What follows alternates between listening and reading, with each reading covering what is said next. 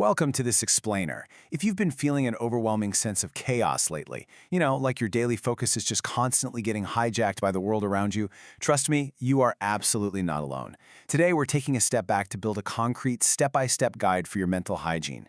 My goal for you over the next few minutes is pretty simple, but it's vital. We're going to help you protect your daily focus from all this modern chaos, rebuild your attention span, and equip you with a strategy to thrive no matter what the economy or the news cycle decides to throw at you. Okay, let's dive right in. So here's our roadmap to immediately drop that cognitive load. First, the modern anxiety trap. Second, the brain under pressure. Third, the news fasting protocol. Fourth, protecting focus. And finally, play your deck of cards. All right, starting with section 1, the modern anxiety trap. The two versions of you. Look, with all the intense economic pressure and just general global uncertainty everyone is facing this year, you really have a choice in front of you. Based entirely on how you manage your mental hygiene right now, your life is going to go down one of two very distinct paths over the next 12 months. On the left, we have the Pito version of you. This version is stressed, feeling totally helpless, constantly reactive, and completely paralyzed by an overwhelming news cycle. But on the right, we have the Vito version. This is your most disciplined, focused, logical, and optimized self. Now, the Vito isn't perfect, but they are absolutely the best version of you that can possibly exist in this current environment. To make sure you actually become the Vito, I want you to ask yourself something. What exactly is your brain's fire alarm? Think about it. How does your ancient biological hardware process all this modern digital stress? We often forget that despite our smartphones and AI, our brains haven't actually physically evolved all that much from our cave-dwelling ancestors. We are essentially trying to run ultra-modern software on extremely outdated prehistoric hardware. And let's be honest, trying to process Twitter with a caveman brain, that's a recipe for disaster. And that brings us right to the core of the problem, the amygdala. This is literally your brain's threat detection center. It evolved roughly 200,000 years ago with one primary job, and that's to keep you alive. When it senses danger, it floods your system with survival hormones like cortisol and adrenaline.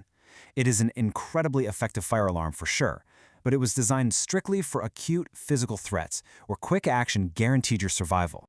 You can clearly see the biological mismatch here. On the left, we have your classic caveman threat. You see a bear, your amygdala fires, you run, you survive, the threat resolves, and your adrenaline completely resets. Boom, back to normal.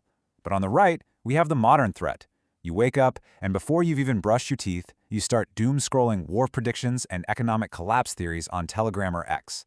This threat is chronic, it's digital, and crucially, it never actually resolves. Your brain just gets trapped in this constant, low-dose strip of cortisol. Moving on to section 2, the brain under pressure, the physical toll of constant alarms. This constant, low-level panic actually inflicts real physical damage on your brain structure. And the crucial point here is the number 3. A major psychological association study found that our brains react 3 times more intensely to potential, uncertain threats than to guaranteed ones. Just think about that for a second. Reading endless news about what might happen in the economy or what could happen globally puts 3 times the psychological strain on your mind than knowing a definitively bad outcome.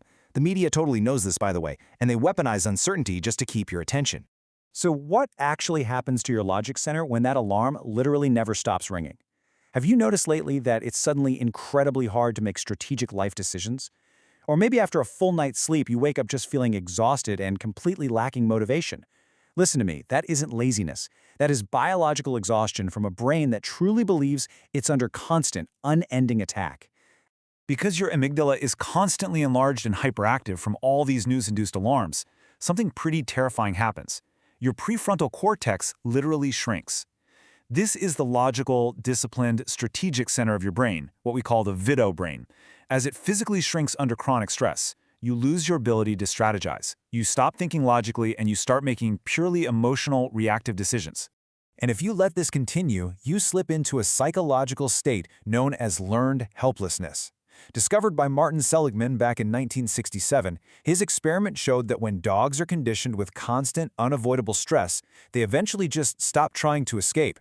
Even when the cage door is wide open and an opportunity is right there, they just lie there and take it. Consuming constant, unsolvable bad news will trick your brain into this exact same permanent state of just giving up.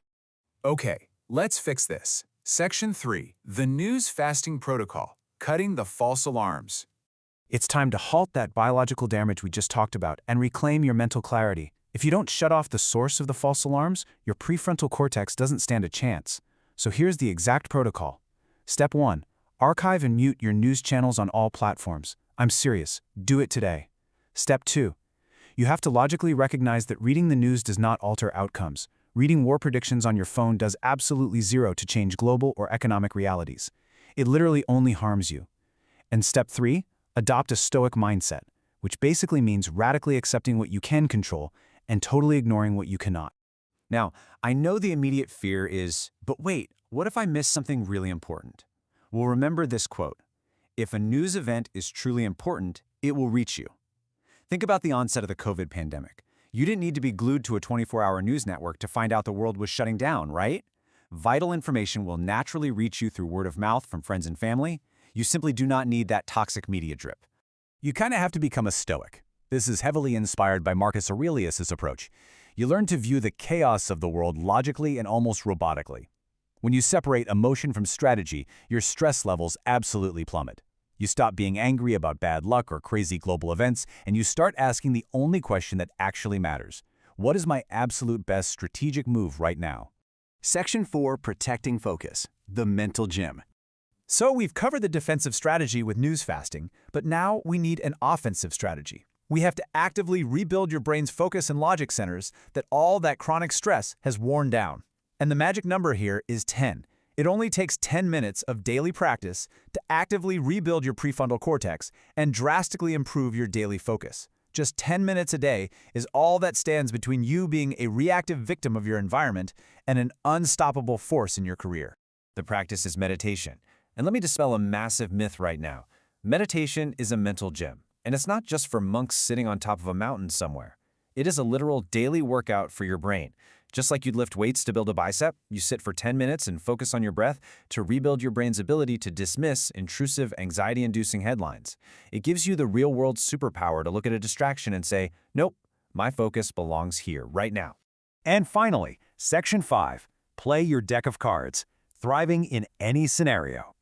Once your mind is clear and your focus is actually protected, you need an offensive strategy to build a skill set that succeeds regardless of whether the external market is booming or completely locked down. So I want you to grab a pen and paper and logically map out your cards into 3 columns. First, your current cards. What inherent advantages do you already have? Maybe a supportive family, natural creativity, or access to good tech. Second, your work cards. What specific hard skills do you need to acquire to completely dominate your competitors? And third, general cards. These are life skills like discipline, charisma, and communication that act as a foundation for literally everything else. One massive, unprecedented current card we all share right now: living in the era of artificial intelligence. If you can master AI tools in your specific industry, you act as a massive multiplier. You, as just one person, can suddenly do the work of 10. You can cut business costs drastically, which makes you an incredibly valuable asset, especially in a tight economy. But if there is one ultimate work hard you absolutely must acquire this year, it's personal branding. I strongly recommend acquiring digital marketing and personal branding skills. Why? Because it acts as a universal insurance policy for your career. Whether you're an agency owner, a freelancer, or an employee, if people know who you are and what value you provide, you will always have leverage, no matter how bad the economy gets. And personal branding mastery goes way beyond just, posting randomly on social media. It gives you a crystal clear definition of your target audience. It forces you to develop a really deep understanding of human psychology. It transforms you into a one-on-one communication wizard, giving you this unshakable confidence in literally any room you walk into, which completely neutralizes that common fear of public speaking. Basically, it hands you permanent leverage over competitors who refuse to put themselves out there. We've covered a lot of ground today, haven't we? From shutting down your brain's false alarms with a proper news fast, to rebuilding your focus in the mental gym, to mapping out an unbeatable deck of skills. So I'm going to leave you with this final, somewhat provocative question. Over the next 12 months, will you just accept the fate of the helpless Pito, paralyzed by the world's chaos? Or will you take action today, protect your focus, and build the unstoppable Vito? The choice is entirely yours. Thank you so much for joining me for this explainer, and I will see you in the next one.